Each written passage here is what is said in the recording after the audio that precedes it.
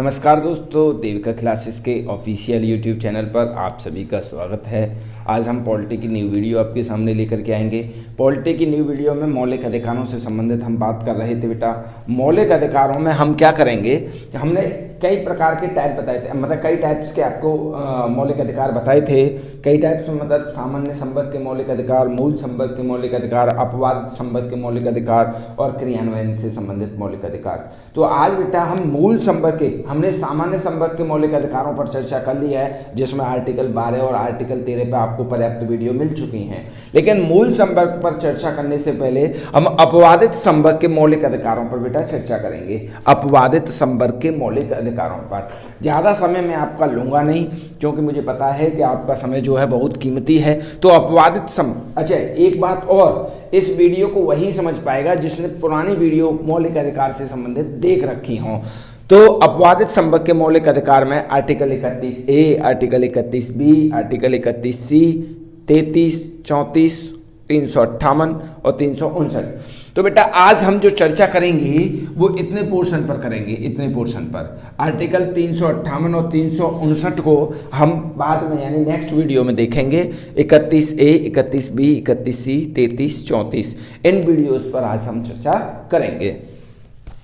यह है अपवादित संवर्ग के मौलिक अधिकार। अब हम पढ़ते हैं मूल अधिकारों का निलंबन, मूल अधिकारों का निलंबन या निर्वर्धन। ठीक है बेटा, अब ये है क्या, हम शुरू की जो वीडियो देख रहे थे अर्थात आर्टिकल 13 हमने देखा था, तो हमने बताया था आपको कि किस प्रकार से मौलिक अधिकार का कह सकते हैं कि मौलिक अधिकार चढ़ा करके उसके ऊपर और विधियों को हम निरस्त कर दिया करते थे। यही तो था, यानी जहां पर भी हमें मौलिक अधिकारों का अगर कह सकते हैं कि वहां समन्वय नहीं बन पा रहा था जिस विधि के साथ में, उस विधि को हम समाप्त कर दिया करते थे। यही तो था आर्टिकल 13। अब यहां पर क्या करेंगे हम कि यहां पर थोड़ी सी कानून को ज्यादा रखेंगे, मौलिक अधिकारों को वहां सीमित कर देंगे। यानी वहां क्या कर रहे थे, वहां विधि को ही निरस्त कर रहे थे आर्टिकल 13 में, और यहां क्या करेंगे, देखिए मौलिक अधिकारों का निलंबन।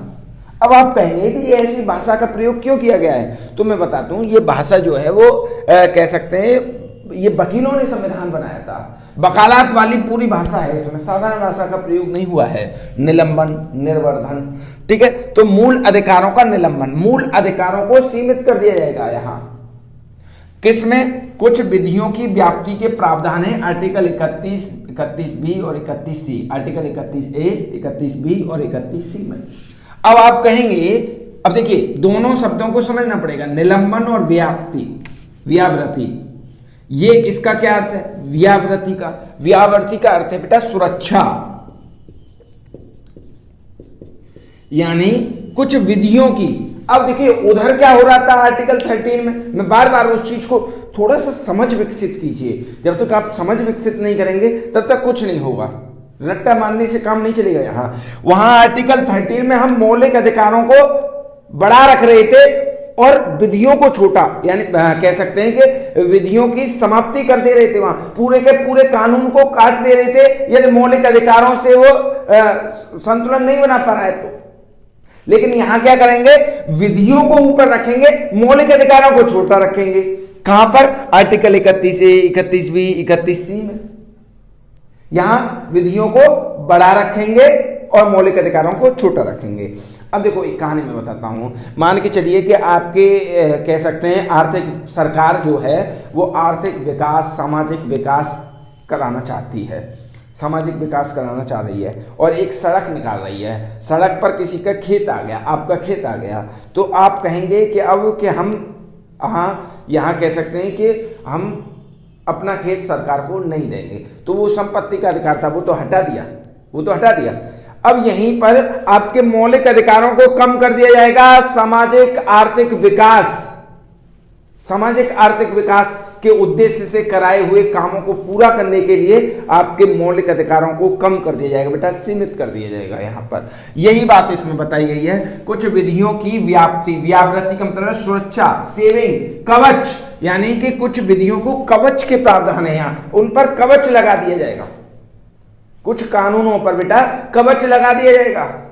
समझने की कोशिश करिए, थोड़ा सा कॉम्प्लिकेटेड है ये वाला पोर्शन, आर्टिकल 31 ए 31 बी, ये दोनों तो सरल हैं, ये थोड़ा सा एक ही जैसी बातें करते हैं, एक ही जैसी, 31 ए 31 बी और 31 ए।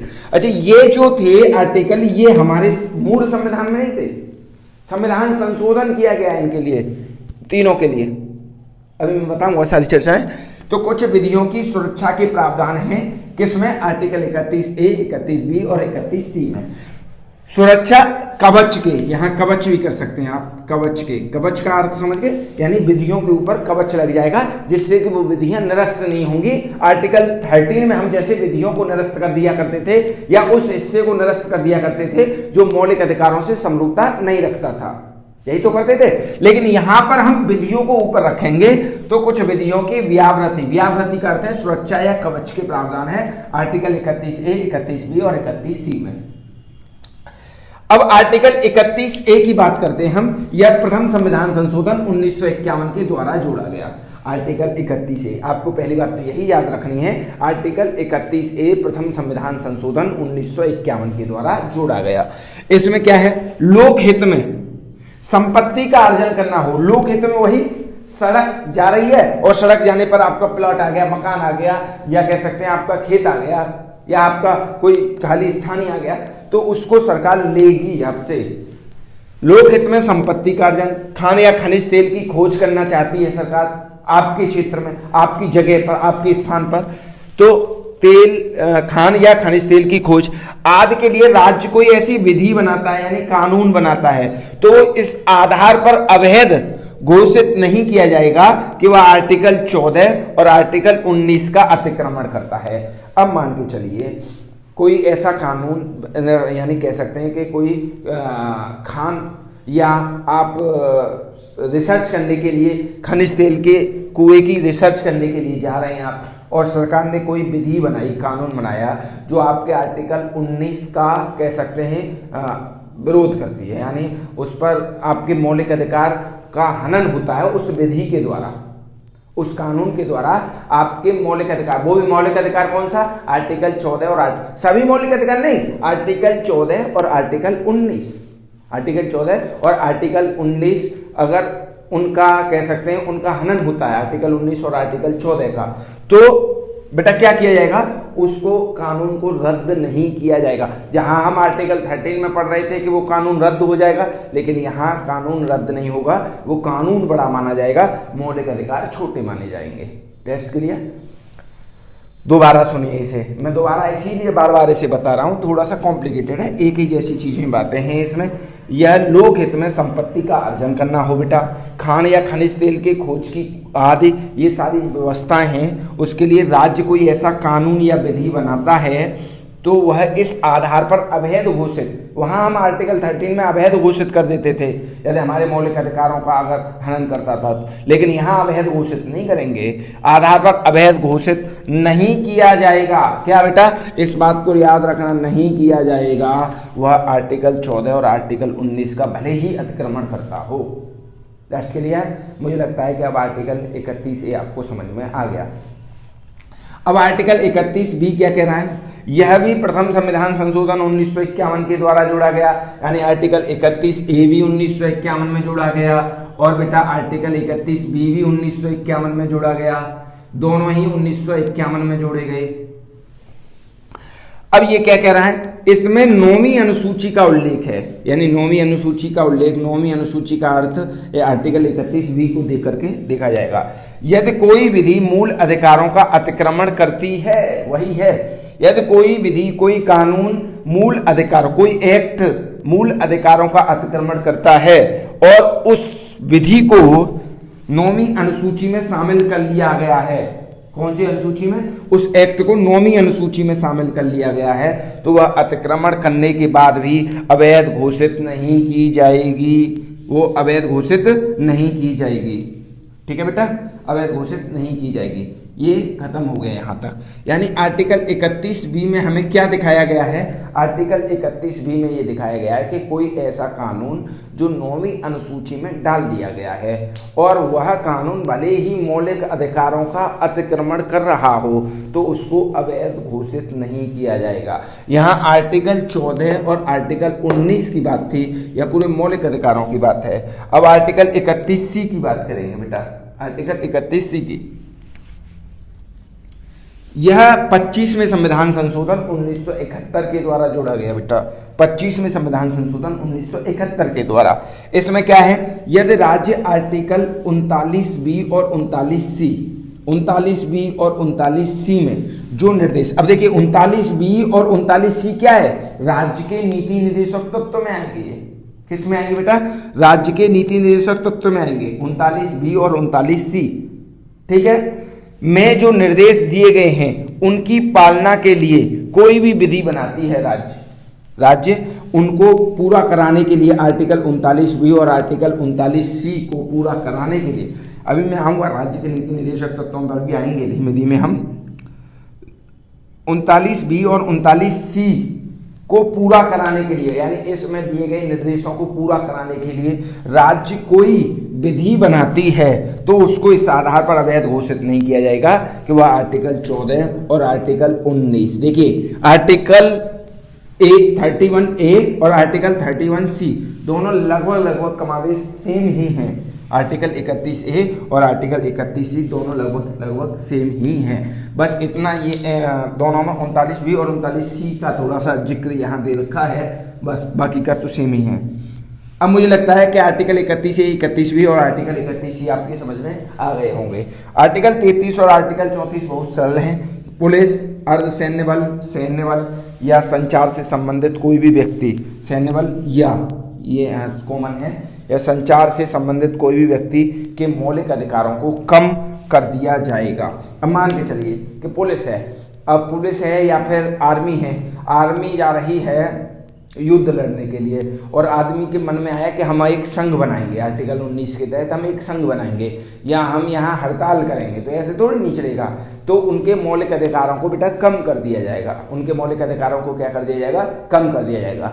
आप ऐसे संघ नहीं बना सकते, आप कुछ नहीं कर सकते, आपको ऐसे नहीं है कि आप बोले जा रहे हैं प्रेस मीडिया बुला करके वहाँ, तो ऐसे नहीं है। तो आर्टिकल 33 के तहत वो पुलिस है, सैन्य बल है, अर्धसैन्य बल है, पैरामिलिट्री फोर्स है, या यानी जो गुप्तचर विभाग हमारे यहाँ जहाँ पे हैं वहाँ पर, अब हमने बना करके भेजा उसे अपना यानी एजेंट बना करके भेजा भारत ने, अब उसे अपने वहाँ मौलिक अधिकार याद आ गए तो फिर गड़बड़ हो जाएगी नहीं, उसके मौलिक अधिकार कम कर दिए जाएंगे, सीमित कर दिए जाएंगे बेटा।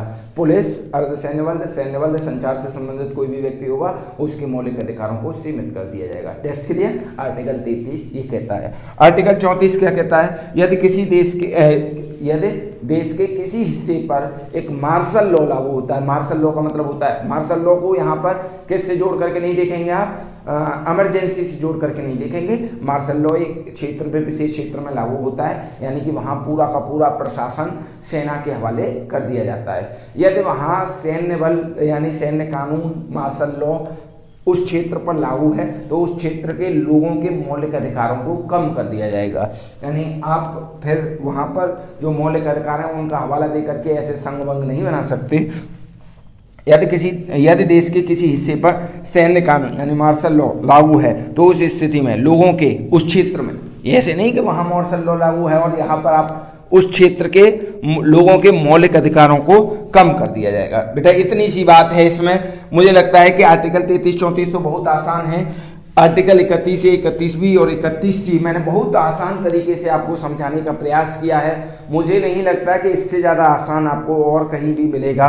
बहुत ही सिंपल भाषा आपको मैंने लिखवाई है, इसे आप नोट कर लेना बेटा। बहुत ही अच्छी वीडियो देने का मैं प्रयास कर रहा हूं आपको। आप बशर्ते इन्हें नोट करते रहें, नोट नहीं करेंगे तो आज ये दिमाग में रहेंगी, आज के बाद में ये साफ हो जाएंगी। आप एक बढ़िया सा मोटा सा नोटबुक, बहुत लंबी चलेगी बेटा पॉलिटी, पूरा यूपीएससी लेवल तक का कवर कराने का हम प्रयास करेंगे। आपको एक बहुत मोटी सी कॉपी बना लेना, आप नोट बना लेना और उस पर नोट्स लिखते रहना, ठीक है बेटा। तो बहुत मोटी सी कॉपी, ज्यादा मोटी भी नहीं, बीच की सी आप एक बना लेंगे, उस पर यही सेम लिखते रहें और बार बार चीज़ों को दोहराते रहें और चैनल को सब्सक्राइब करते रहें। बस इतनी सी है दरख्वास्त। आज के लिए हम विदा लेते हैं। धन्यवाद। जय हिंद, जय भारत।